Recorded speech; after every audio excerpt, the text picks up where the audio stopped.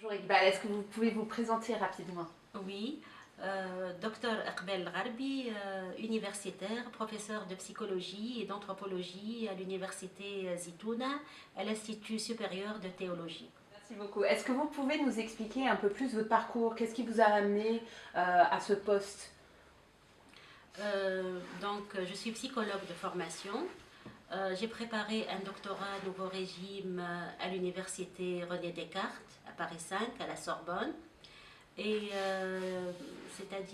j'ai intégré la Zitouna en 1992 dans le cadre de la réforme de l'enseignement général en Tunisie. Et depuis, j'enseigne dans cette prestigieuse université la psychologie et l'anthropologie. Donc vous enseignez, vous êtes titulaire de la chaire d'anthropologie, c'est ça? Oui, à la Zitouna, oui. D'accord, et donc quels cours est-ce que vous donnez par exemple?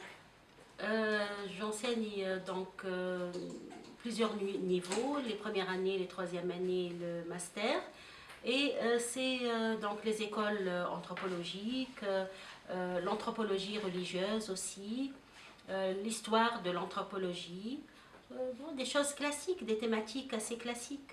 L'anthropologie religieuse, est-ce que vous pourriez définir ce que ça veut dire? C'est l'étude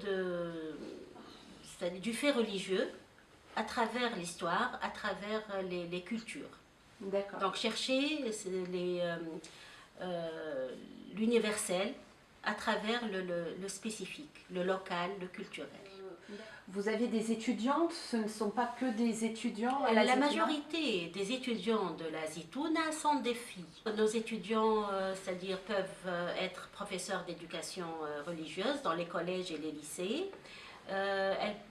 Les étudiants aussi peuvent devenir imams, prédicateurs, fonctionnaires du ministère des Affaires religieuses.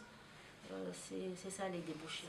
Et vous diriez qu'il y a de plus en plus de vocations chez les filles Absolument, absolument. Il y a un désir de s'approprier le savoir religieux qui était traditionnellement masculin, c'est-à-dire c'était monopolisé par les hommes, et cette transgression